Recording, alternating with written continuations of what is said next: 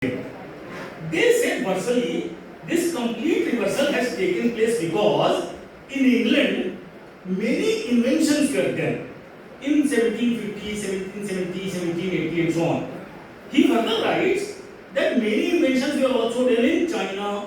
For example, compass was done, wheel was also done in 13th century, windmills were produced in 14th century. There were so many inventions. But these inventions did not have a ripple effect. Ripple effect means they did not create any other industry. Why they did not create any other industry? The reason was these people were ancestor worshipping people. What is ancestor worshipping people? They think everything has been already written by our forefathers. We don't need to innovate or do anything like that. Everything, for example, some people in India also say, why try to invent? Everything is in Veda. Everything is in Veda. There was Hawaii Jahaz, there was everything was in Veda. Why try to invent anything? He said this was basically ancestor worshipping, that they never tried to create anything. In Britain, the situation was different. They said our ancestors were great, but we try to modify, invent certain things, and then we try to create certain things. He called two types of inventions: macro inventions, micro inventions. Macro means steamboat. James Watt created steam engine.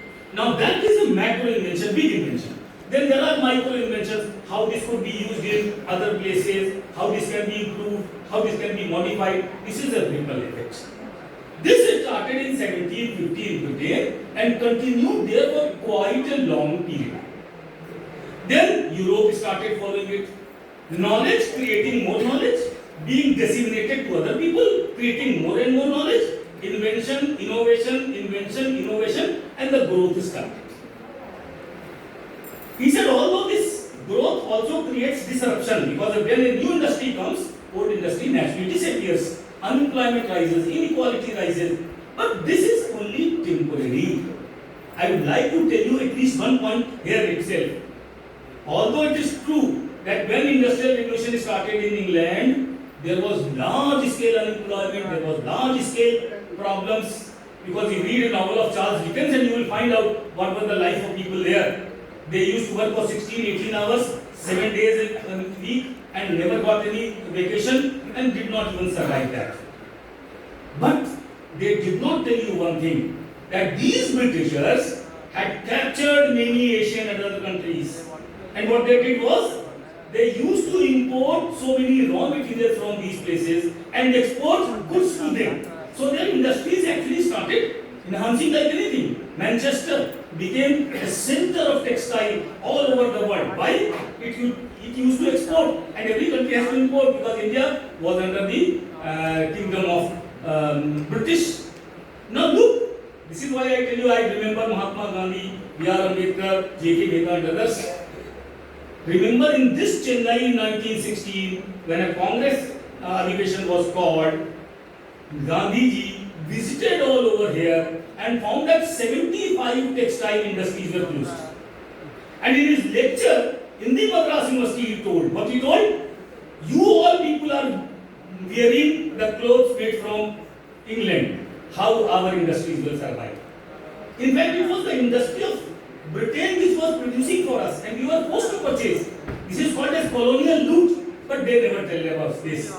If you know history, you will find out. There are many capitals, for example, Kahira, Baghdad.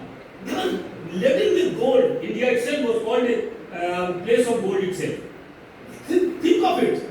All Indian industries, all Indian handicraft, all Indian silvers, they were broken into pieces, and everything was made cheaper by the people of Britain, and they started producing for us. So their industries actually grew, not because they were virtually wonderful, but because they had a control over a large population, and that is why their industries could grow it faster, employment could grow faster. That is at a later place. Now coming to creative destruction, it is true that in last 300 years, the growth has been phenomenal. When I say phenomenal, you have to agree to it. For example, from बैलगाड़ी to रेलगाड़ी to aeroplanes to rockets, what not? Think of a typewriter, then think of a calculator, then think of a computer, then think of internet, blockchain, IT, whatever it is. The growth has been phenomenal, There is no doubt about it. The growth has been greater in West, lesser in East. This is also true. What I just want to tell you about the fact is that this growth that we are talking of, which is we can call as exponential growth for so many years, we agree to it, has also created some other good things. For example, the life expectancy all over the world has increased from around 45 to around 80 now. India is also touching 78 or something like that. Similarly, birth rate had gone down, death rate had gone up, everyone is getting more food now. This is true, that the growth has been very, very great.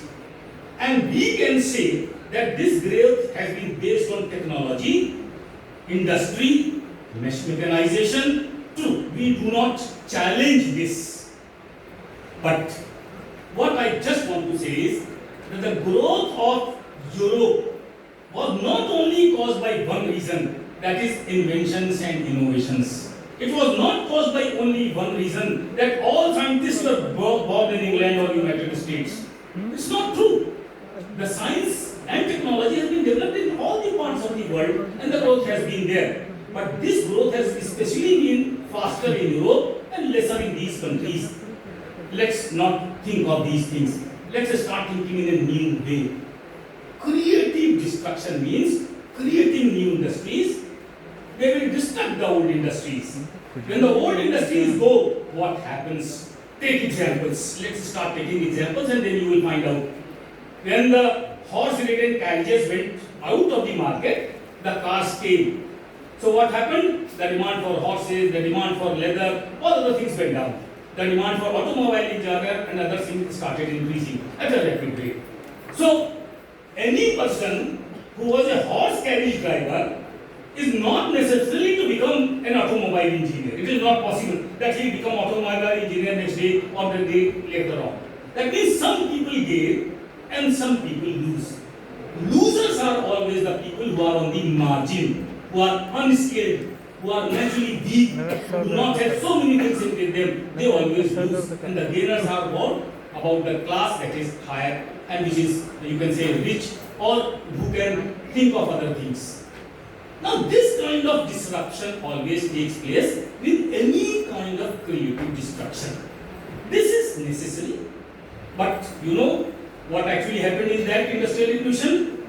All the development took place in Europe and all Latin America, all Africa, all India and all other countries became poorer and poorer.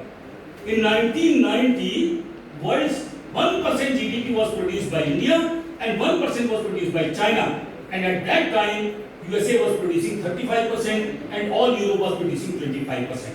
This is what he called as complete reversal. Reversal means reversal of fate of the people of large people of Asia, Africa and Latin America and gain from those sides.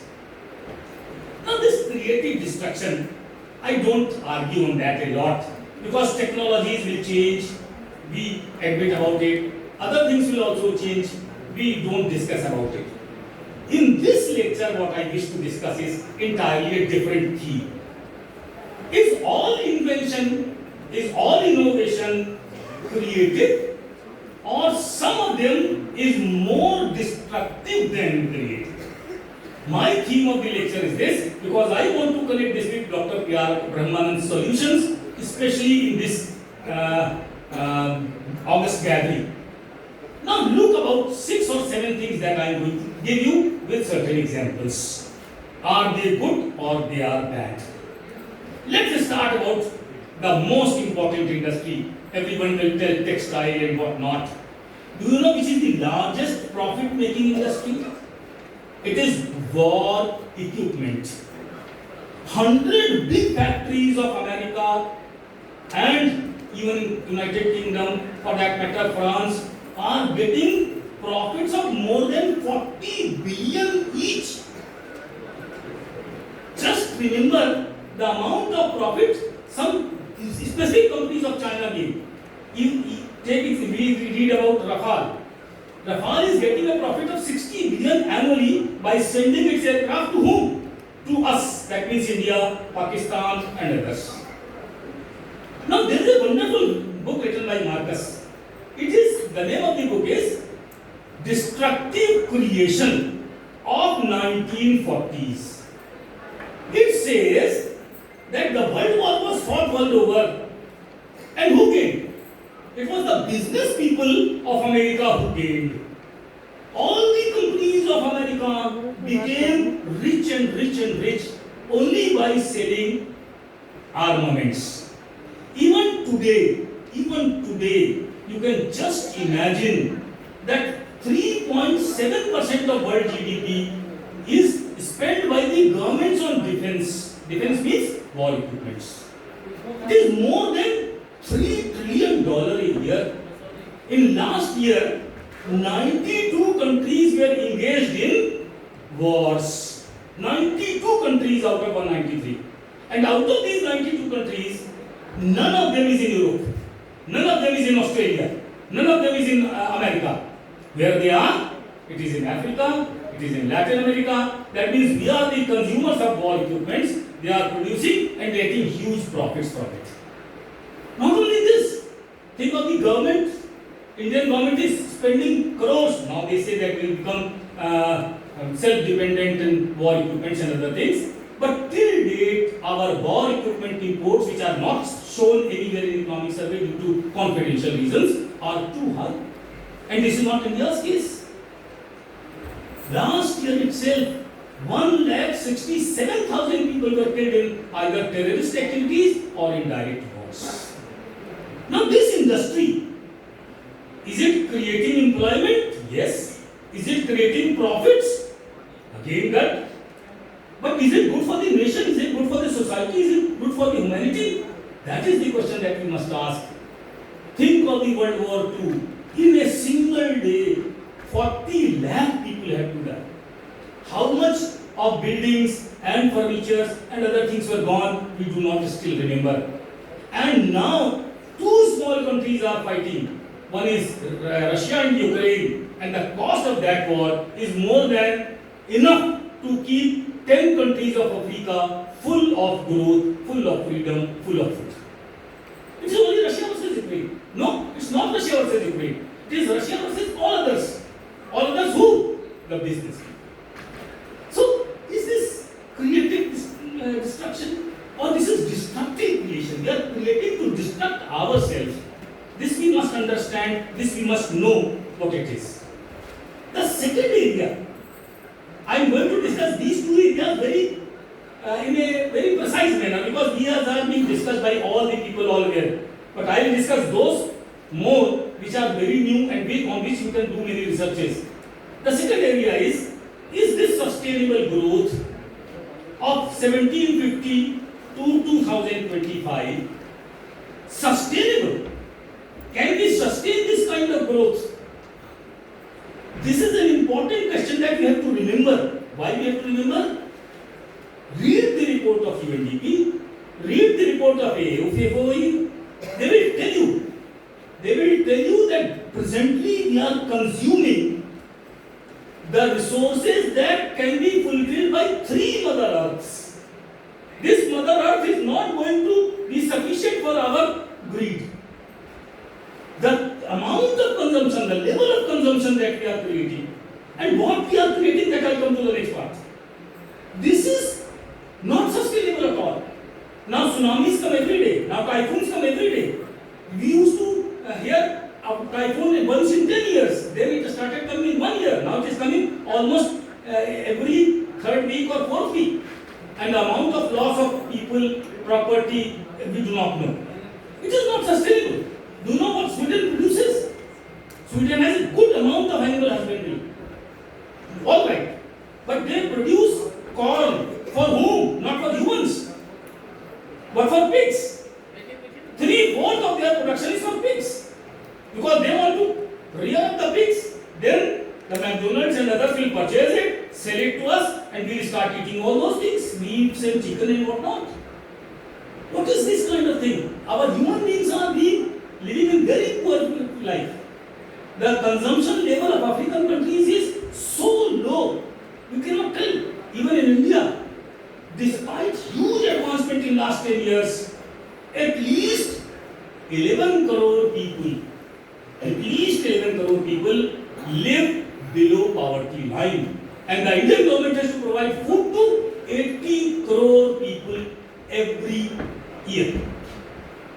Now, this is something which is not understandable. The climate, heat, whatever you call it, number of species lost, this kind of development certainly is not sustainable. What is need to be done will be done by scientists, no doubt about it. They are creating renewable energy, they are creating wind energy, climatic energy and whatnot. They are doing so many things. But still, the greening of the planet has not started yet. Till today, the temperatures are going up and it is expected that by 2070, probably we will be able to keep the temperatures at a constant level. At 2070, we do not know who will survive by then or not, but this is the position that we have today. So second is, producing abundance for consumption is not going to be solution. And then they are creating so much now, and still 1/3 of the world population is hungry, and 1/3 of the population is feeding more than what it is. Every third person in America is obese, and every third person in India is either stunted or wasted. Now look at this, and India is one of the advanced countries. Think of Africa, Lesotho, others, Nigeria. Think of them, where they are. And if this continues, remember the words of Gunnar Model. He said, do remember one thing, poverty anywhere is a threat to prosperity everywhere. If there are a large number of people who are poor, you cannot have peace, you cannot have anything granted for it. Now these two areas, actually I didn't want to discuss, I just referred to them. The areas that I want to discuss is something. What innovations are being done today? What innovations are being done today? Now I'll tell you 5 types of innovations and think about that and go around the Madras and then find out what I am saying. One are beautifully called as Chandegyu inventions or innovations. What is this Chandegyu? Done for amusement. We innovate an umbrella for the goods. We innovate a cap for the poor people, which will feed them directly. Do you know 4,000 such inventions have been done, innovations have been done in last 3 years, wasting a lot of resources. They are being created for amusement. चलिए हम लोग खुश तो होते हैं, at least we laugh on them, we feel happy on them. That's also all right. Now come to the serious ones. What innovations are being done today? Take the examples. I'll start giving you example 1, example 2, example 3. iPhone 17 is likely to come. It is just after 1 year of iPhone 16 which has come. This time iPhone 17 will have a wood smoke color. What other thing it will have? We do not know. But anyone who has some money will have to purchase iPhone 17. He will not be able to live with iPhone 16 because it is an old version. You know iPhone 16 when it came out was around 1 lakh rupees, 16,000 rupees. This year it is around 80,000 rupees. Tomorrow it will become 30,000. And by 2028 or 29 it will become 8,000 and 10,000 rupees. What new things have they created? What have they done? What new innovations has been done? What new invention has been done? Not only this iPhone. There will be a Samsung, there will be an Oppo, there will be... Every company will bring out the new model. And you cannot live with the old model. And what the old models will go? Their prices will rocket down from 55,000 to 3,000, 4,000. Even you will not be able to sell it. You will put it in a corridor and electronic waste will go on increasing and increasing. This is not about mobile. This was an example. Think of televisions. Think of anything you think of. Refrigerators. Everything will become old.